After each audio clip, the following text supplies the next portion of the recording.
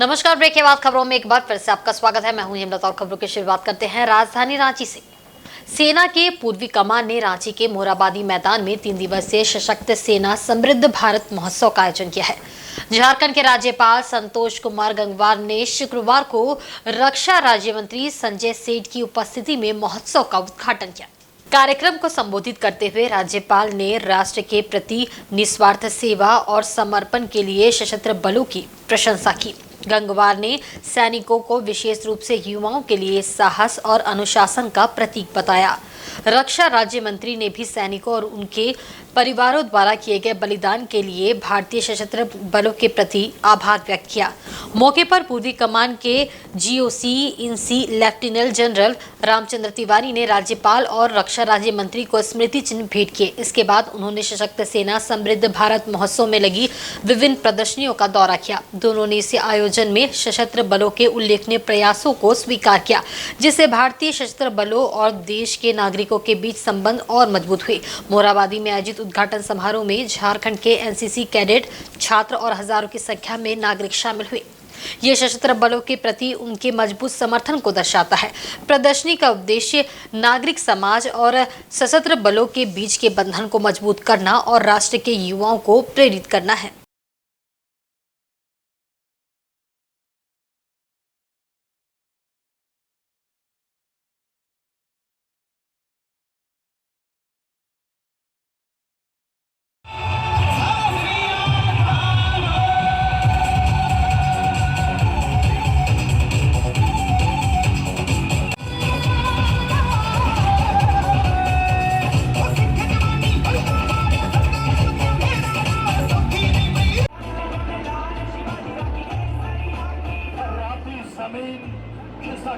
आसमान MI-17 helicopter का बेहतरीन नमूना आपके समक्ष।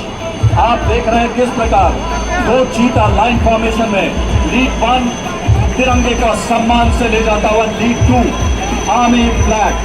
कैप्टन 1 इंडिपेंडेंट RNO फ्लाइट कमान अधिकारी लेफ्टिनेंट कर्नल विकास शर्मा, सेना मेडल को pilot captain Abhishek Singh, captain major दूसरे के कैप्टन मेजर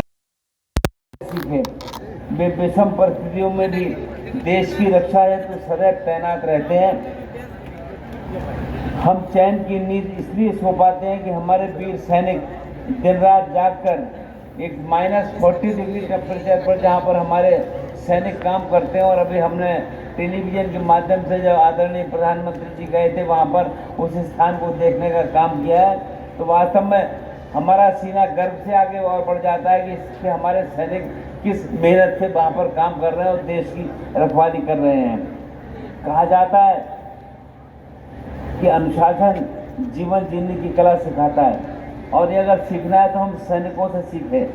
वे विषम परिस्थितियों में भी देश की रक्षा है तो सदैव तैनात रहते हैं, और हम चैन की नींद इसलिए सो पाते हैं कि हमारे वीर सैनिक दिन रात जागकर चौकस रहकर सरहदों की रक्षा करते हैं और हमारी रखवाली भी करते हैं। Know your arm forces. हमारी भारतीय सेना दुनिया में किसी सेना से कम नहीं, हम किसी से कम नहीं, और इसी उद्देश्य से आने वाली जनरेशन फौज को नज़दीक से देखे। फौज में हमारे आने वाले बच्चे नेशन फर्स्ट के भाव से फौज में आए। यही उद्देश्य से 3 दिन का यह know your arm forces defence का इतना बड़ा एग्जीबिशन लगा। आप सब ने देखा कितना यहाँ पर ये एग्जीबिशन, और मोटरसाइकिल सवारों को देखा, ऐसे हैरत अंगेज आपने देखे। और इसका मुख्य उद्देश्य आने वाली पीढ़ी को एजुकेट करना। और आज ही ऐसे रिटायर्ड जो स्टाफ हैं हमारे डिफेंस के पूर्व सैनिक, उनके लिए जॉब फेयर लगा है। लगभग 40 से ऊपर बड़ी कंपनियां यहाँ आई हैं पूर्व सैनिकों के लिए कि आने वाले जीवन में उन्होंने देश की सेवा की। आने वाले दिनों में वो सामाजिक स्तर पर सेवा, उसी सेवा भाव से ये जॉब फेयर लगा है। उसका भी अभी थोड़ी देर में उसका भी उद्घाटन होगा। माननीय राज्यपाल महोदय ने अभी आपने देखा उसका उद्घाटन किया। इधर जमशेदपुर में शुक्रवार को बिष्टुपुर स्थित तुलसी भवन में भाजपा के प्रदेश अध्यक्ष बाबूलाल मरांडी के नेतृत्व में कोल्हान प्रमंडल की एक बैठक का आयोजन हुआ। इसमें 15 सितंबर को प्रधानमंत्री नरेंद्र मोदी के शहर आगमन समेत अन्य बिंदुओं पर चर्चा की गई। बैठक के उपरांत बाबूलाल मरांडी ने बताया कि प्रधानमंत्री जमशेदपुर में ट्रेन को हरी झंडी दिखाएंगे, साथ ही जनसभा को भी संबोधित करेंगे। इस कार्यक्रम में सभी पंचायत स्तर के कार्यकर्ता भाग लेंगे। उन्होंने बताया कि झारखंड में 4 प्रमंडल है, लेकिन भाजपा ने संगठनात्मक दृष्टिकोण से इसे 6 प्रमंडल में बांटा है। सभी प्रमंडल में 20 या 21 सितंबर को 6 संकल्प यात्रा निकाली जाएगी, जो जहां से शुरू होगी वहीं घूमकर आकर समाप्त होगी। मीडिया के प्रश्नों का जवाब देते हुए भाजपा प्रदेश अध्यक्ष ने कहा कि झारखंड मुक्ति मोर्चा की सरकार अपने किसी भी मैनिफेस्टो में लिखे वादों को पूरा नहीं कर रही है। उन्होंने महिलाओं को सोने का सिक्का देने का वादा किया था, प्रत्येक परिवार को 72,000 देने का वादा किया था, प्रत्येक साल 1 लाख लोगों को नौकरी देने का वादा किया था। कितने सारे वादे किए जो अभी हम लोगों को भी याद नहीं है। उन्होंने एक प्रश्न के जवाब में कहा कि इतने सीनियर लीडर जिन्होंने झारखंड मुक्ति मोर्चा को अपने खून पसीने से सींचा है, क्या कारण था जो चंपई सोरेन, लोबिन हेम्ब्रम जैसे बड़े नेता को पार्टी छोड़नी पड़ी। उन्होंने कहा कि आने वाले समय में और भी कई लोग भाजपा में शामिल होंगे। इस भ्रष्ट और बेईमान सरकार को भाजपा उखाड़ फेंकेगी। बाबूलाल मरांडी ने कहा कि अभी हमारा गठबंधन केवल आजसू के साथ है। जदयू या और अन्य दल के साथ जो भी गठबंधन होगा वह हमारा केंद्र नेतृत्व करेगा। उन्होंने कहा कि सितंबर के आखिरी सप्ताह हो या अक्टूबर के प्रथम सप्ताह में विधानसभा चुनाव की घोषणा हो जाएगी और हम लोग पूरी तैयारी के साथ चुनाव लड़ेंगे। जिला के प्रभारी और प्रदेश के भी जो कार्यकर्ता, जो नेता पदाधिकारी रहते हैं इस कोल्हान मंडल में, विधायक, पूर्व विधायक और फिर विधानसभा जो 14 विधानसभा है उसके भी प्रभारी और फिर केंद्र के ओर से हमारे साथ कि 8 और 9 तारीख झारखंड के सभी पोलिंग बूथों पर बैठकें होना है और उस बैठक में मुख्य रूप से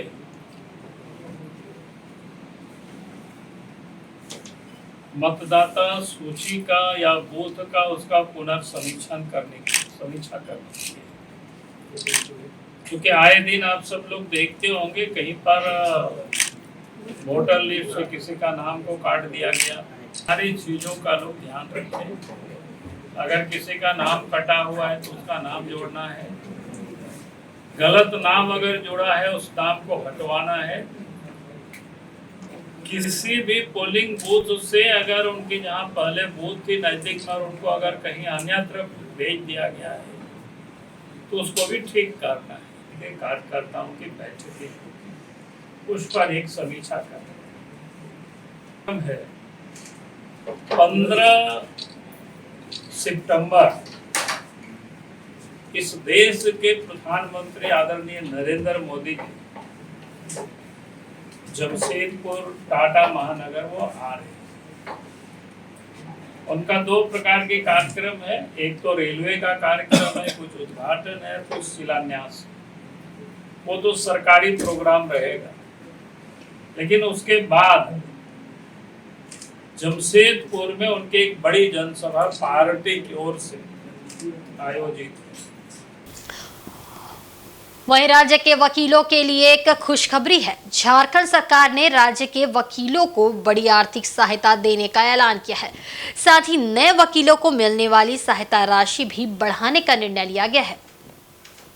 राज्य सरकार सभी वकीलों और उनके पारिवारिक सदस्यों का 5 लाख तक का इलाज का खर्च उठाएगी।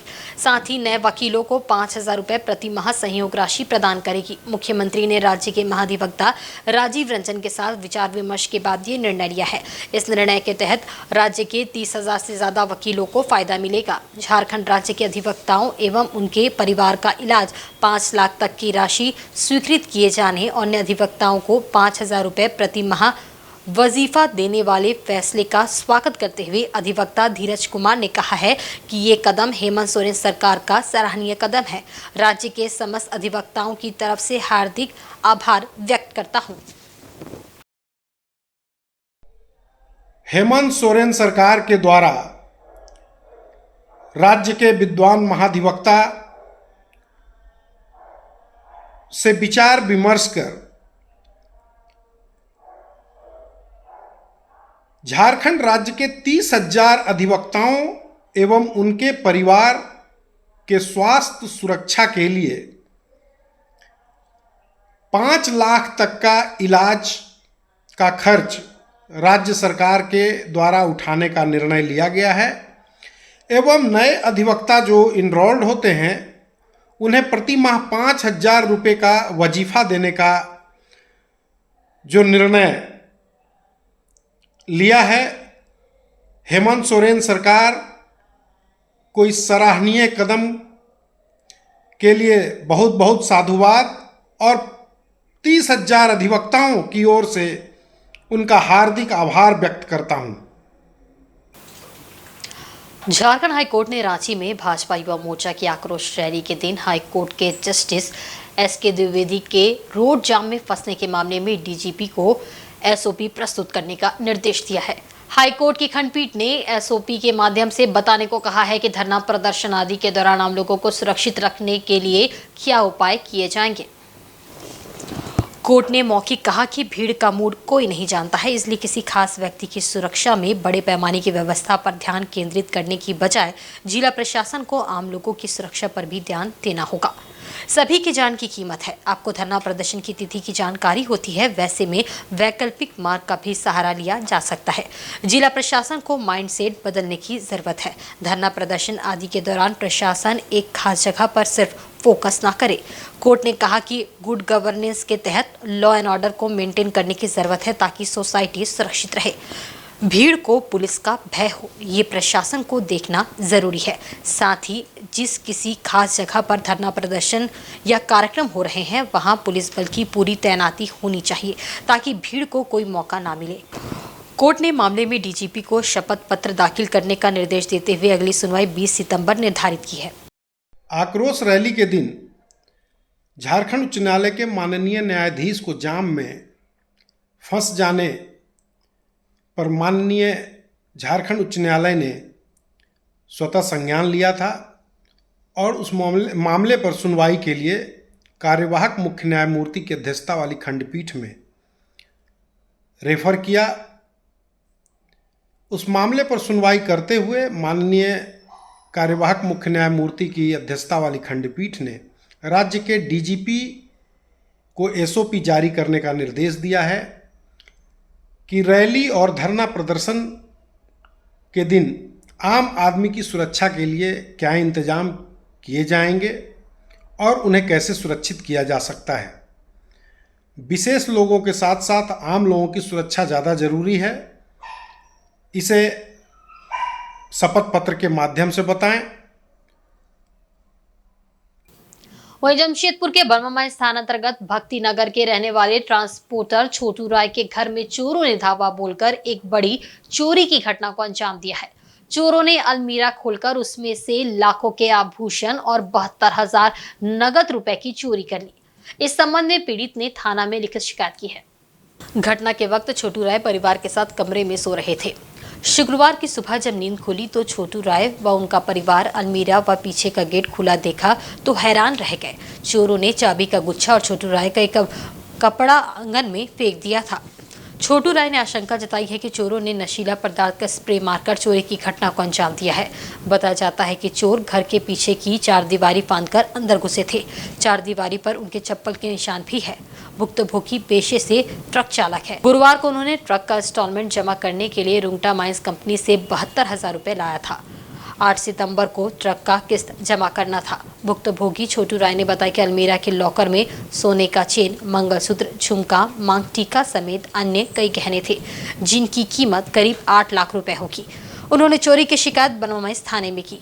सूचना मिलने के बाद पुलिस मौके पर पहुंची और आसपास के सीसीटीवी फुटेज की जांच की। फुटेज में बदमाश की तस्वीर पुलिस को मिली है। पुलिस फुटेज के आधार पर बदमाशों का पता लगा रही है। स्थानीय लोगों के अनुसार क्षेत्र में लगातार चोरी की घटना घट रही है, परंतु पुलिस इस ओर ध्यान नहीं दे रही है।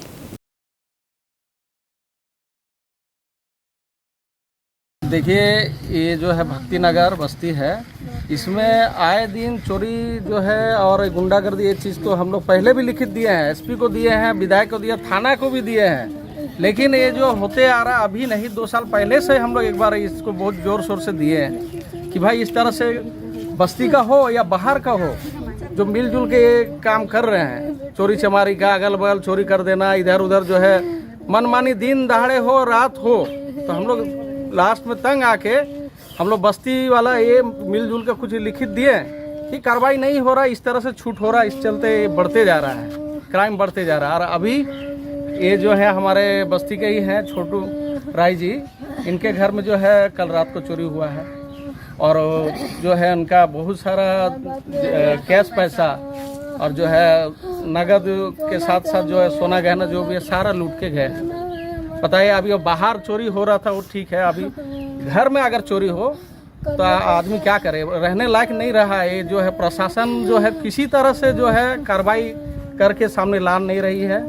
साथ में हमारे विधायक जी के जुस्को का बिजली पास हुआ है तो एक पैनल बैठाया गया था सामने बस्ती के ठीक सामने, उसको भी जो है वो लोग इस तरह से चोरी करके ले गया कि बस्ती में जो किसी तरह का भी काम होना मुश्किल हो जा रहा है। उसमें 72,000 रुपया कैश था, 4 भर के मेरा सोना का चैन था, मेरा वाइफ का मंगलसूत्र था, कान में के था, टीका था, नथिया था, बेटी का भी कुछ जेवर था उसमें जो अभी बेटी को शादी किए हैं। कुछ झगड़ा झंझट हुआ उस कारण नहीं ले गया, तो अभी तक इसी जगह रखा हुआ कि बेटी आएगा तो देंगे, सब लेके चले। जमशेदपुर के मानगो थाना क्षेत्र के गौड़ बस्ती कृष्णा नगर में अपराधी अमरनाथ सिंह के भाई शक्ति सिंह की गोली मारकर हत्या करने के मामले में पुलिस ने 5 आरोपियों को गिरफ्तार किया है।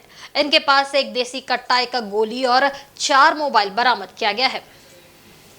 गिरफ्तार अभियुक्तों में मानगो पोस्ट ऑफिस रोड का मंटू सिंह सरदार उर्फ भूमिज, मानगो के कृष्णानगर रोड नंबर 3 का रहने वाला चरणजीत कुमार मोदक उर्फ काली, मानगो गौड़ बस्ती के चटाई कॉलोनी का रहने वाला किशन नामता, मानगो पोस्ट ऑफिस रोड का महंती सिंह सरदार उर्फ छोटू और मानगो कृष्णानगर रोड नंबर 4 का रहने वाला ईश्वर सिंह शामिल है। सभी को पुलिस ने शुक्रवार को न्यायिक हिरासत में जेल भेज दिया। पूरे मामले का एसएसपी ने उद्भेदन करते हुए बताया कि जमीन विवाद को लेकर आपसी रंजिश में शक्तिनाथ सिंह की हत्या की गई थी।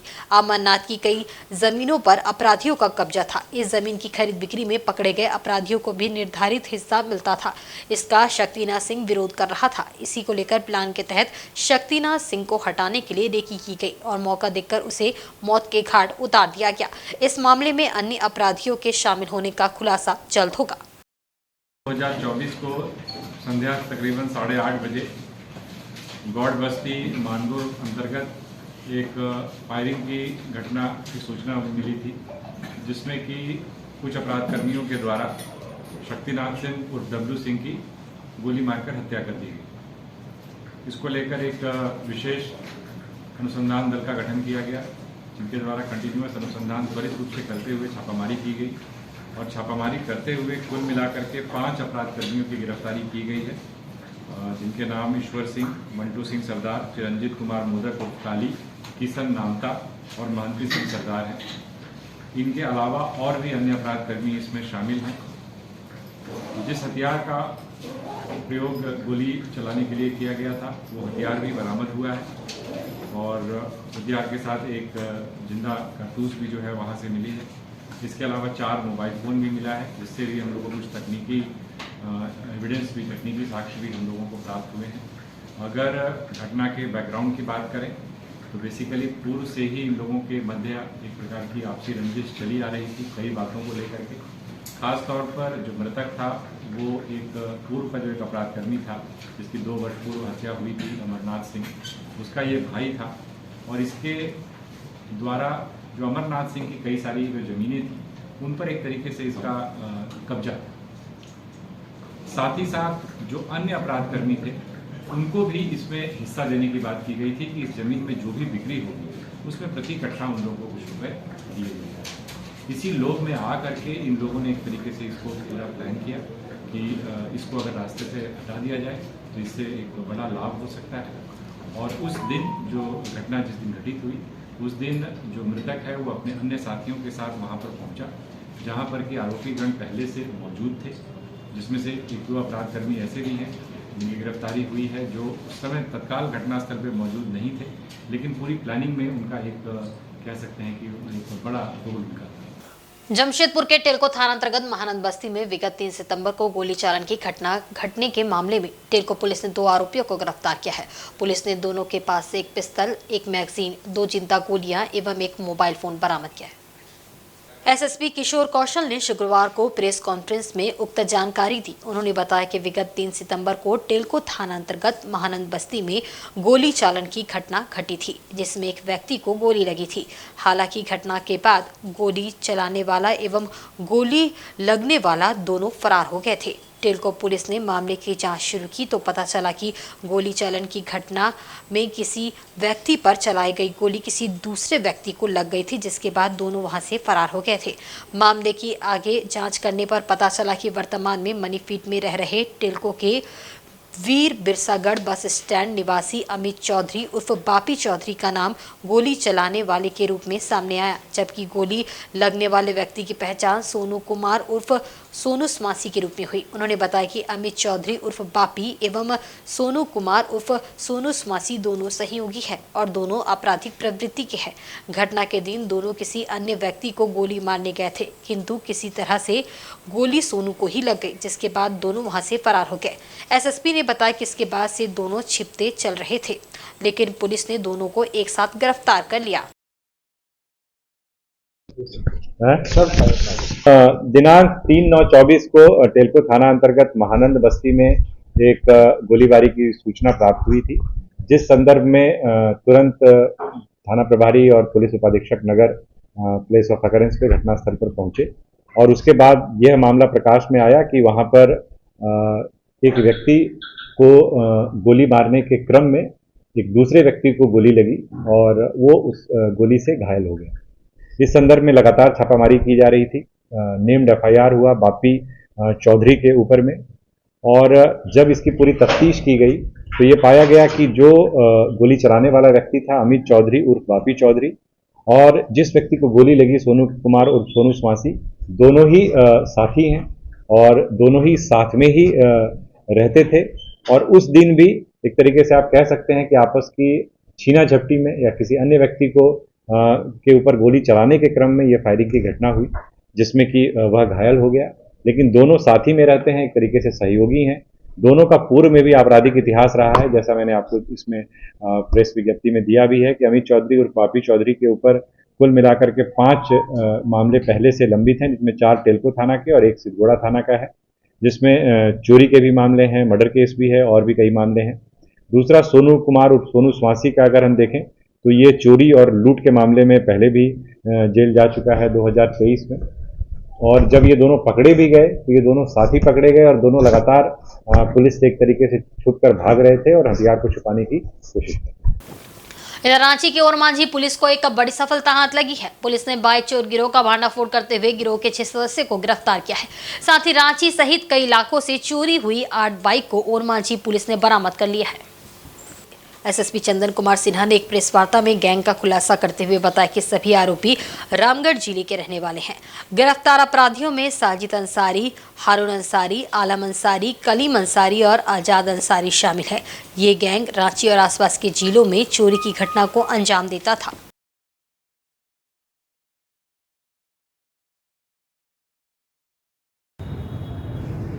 एक सूचना मिली थी कि बाइक चोरी का एक गिरोह जो है वो काफ़ी एक्टिव है और वह रांची जिले और अन्य जिलों में भी बाइक चोरी की घटनाएं लगातार कर रहा है। उस इनपुट के आधार पर रूरल एसपी ने एक टीम गठित किया, जिसमें डीएसपी सिल्दी के नेतृत्व में ओरमांझी थाना प्रभारी और अन्य पदाधिकारी थे और इन लोगों ने जब जो है चेकिंग शुरू की तो 6 व्यक्ति पकड़े गए हैं और उनके इंट्रोगेशन के आधार पर और उनके कॉन्फेशन के आधार पर टोटल 8 बाइक बरामद हुए हैं जो चोरी के हैं। उनमें से एक बाइक जो है ओरमांझी थाने का है जहाँ पर चोरी हुई थी। बाकी बाइक से चूँकि रजिस्ट्रेशन नंबर नहीं, केवल चेचिस नंबर और इंजन नंबर है, तो उसके आधार पर हम लोग ट्रेस कर रहे हैं ये कहाँ से चोरी हुई होगी। हम लोग इनसे भी इंट्रोगेट कर रहे हैं। तो ये एक बहुत अच्छी उपलब्धि है। बड़ा जो गिरोह है, जिस गिरोह में मेनली लोग जो हैं वो रामगढ़ जिले के हैं, पर वो सारे एरिया में क्राइम कर रहे थे, वो पकड़े गए हैं। रांची के ओरमांझी में 6 मार्च को भारतमाला प्रोजेक्ट में रंगदारी के लिए हुई फायरिंग मामले में गैंगस्टर अमन साहू गैंग का एक और गुर्गा पुलिस के हत्थे चढ़ा है। पुलिस ने टिंकू साव की गिरफ्तारी रामगढ़ स्थित उसके घर से की है। मामले में ओरमांझी पुलिस ने कार्रवाई करते हुए अब तक आधा दर्जन अपराधियों को गिरफ्तार कर चुकी है। इससे पहले इसी मामले में 6 अपराधियों को गिरफ्तार कर जेल भेजा जा चुका है।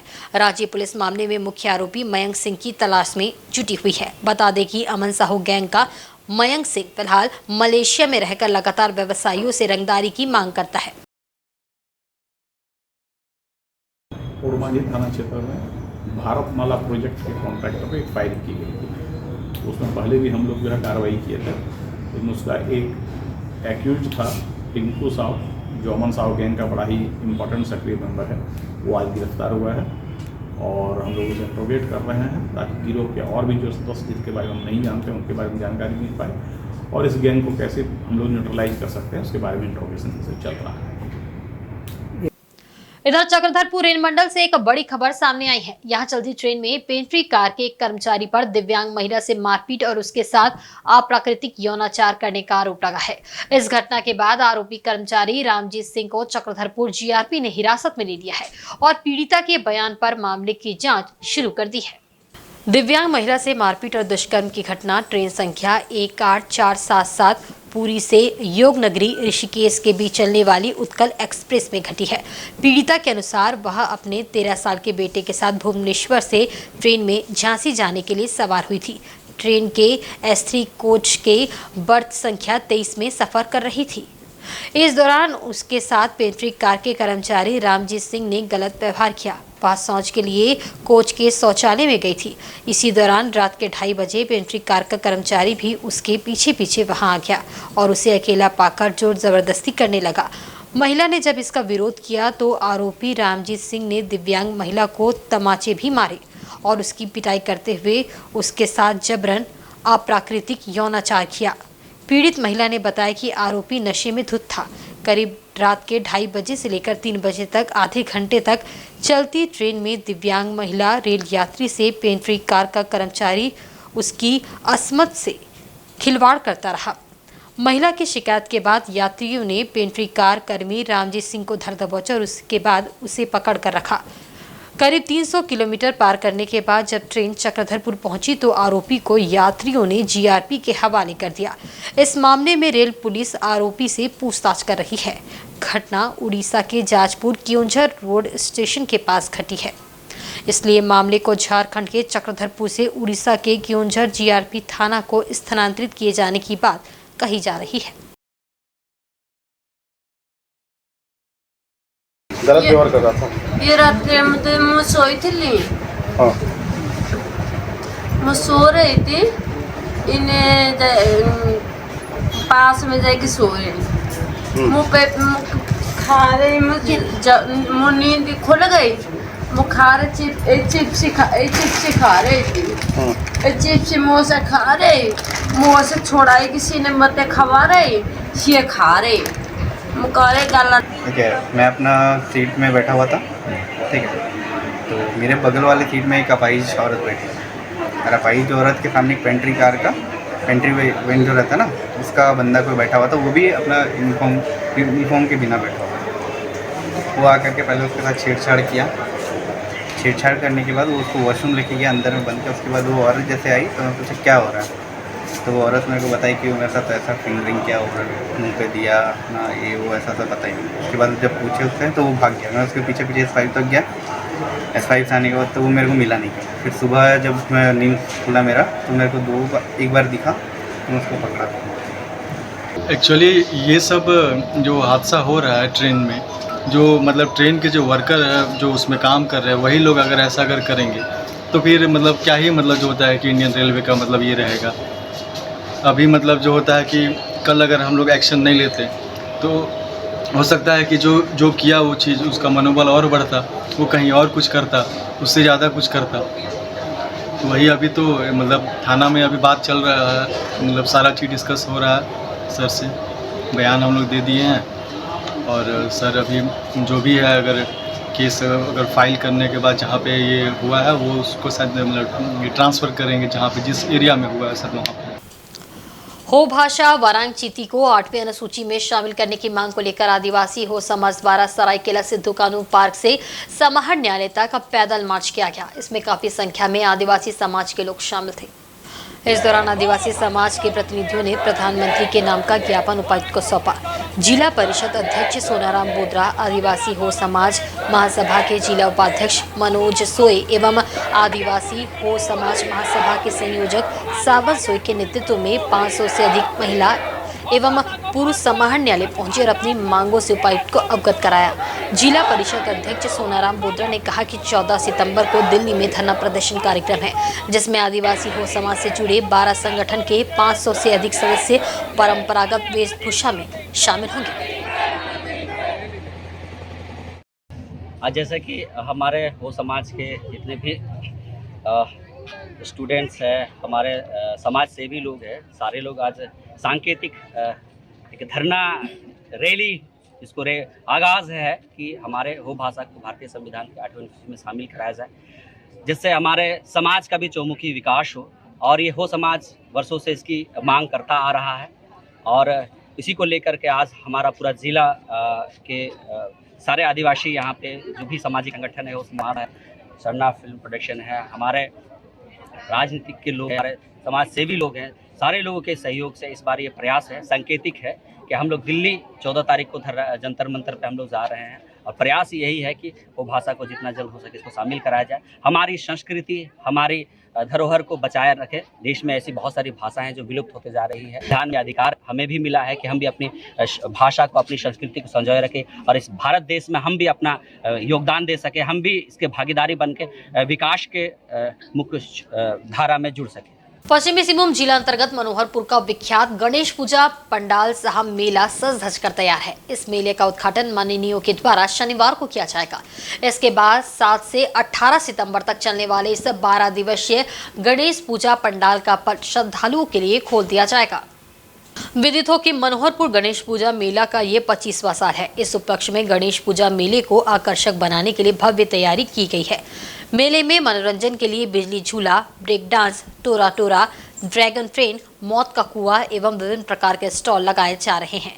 इस बार मेला के उद्घाटन समारोह में मुख्य आकर्षण का केंद्र बहरागोड़ा का संथाल डांस ग्रुप रहेगा, जो संथाली नृत्य संगीत प्रस्तुत करेगा। शाम 7 बजे से कोलकाता के संदीप जायसवाल म्यूजिकल ग्रुप द्वारा भजन संगीत व झांकी प्रस्तुत की जाएगी। गणेश पूजा मेला समिति के संरक्षक सह मुख्य आयोजनकर्ता रंजीत यादव ने कहा कि इसके लिए सभी तैयारी पूरी कर ली गई है। उन्होंने गणेश पूजा मेला के उद्घाटन समारोह एवं आयोजन को सफल बनाने में समस्त धर्म प्रेमियों एवं मनोहरपुर अंचल वासियों को अधिक से अधिक संख्या में शामिल होने की अपील की है।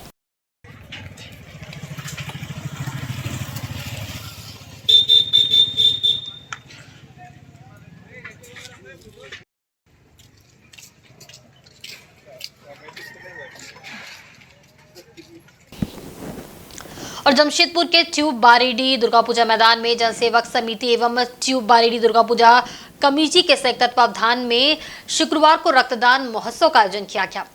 इसमें रक्तदाताओं ने बढ़ चढ़कर हिस्सा लिया और रक्तदान किया। कमेटी के संस्थापक सदस्य स्वर्गीय संजय सिंह एवं स्वर्गीय सुजीत चौधरी की 9वीं पुण्यतिथि के उपलक्ष्य पर आयोजित ये शिविर प्रातः 9:30 बजे शुरू हुआ, जो शाम 4 बजे तक चला। कई गणमान्य लोग इसमें शामिल हुए। सर्वप्रथम दोनों दिवंगत कमेटी सदस्यों के चित्र पर पुष्प अर्पित कर उन्हें श्रद्धांजलि दी गई। इसके बाद रक्तदान का शुभारंभ हुआ। इसमें लगभग 120 यूनिट रक्त एकत्रित किया गया। आयोजन कमेटी के सदस्यों ने बताया कि जरूरतमंदों को ये रक्त उपलब्ध कराया जाएगा। मानव सेवा के मद्देनजर पिछले कुछ सालों से इसका आयोजन किया जाता आ रहा है।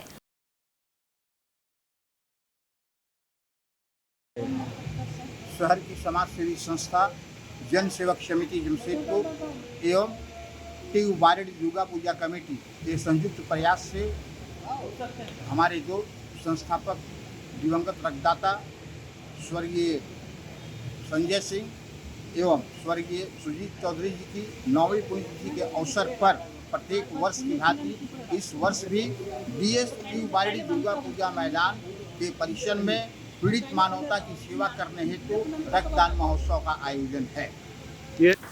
और आज के बुलेटिन में बस इतना ही। कल फिर हाजिर होंगे कुछ नई खबरों के साथ। तब तक देखते रहें इंसार झारखंड न्यूज। नमस्कार।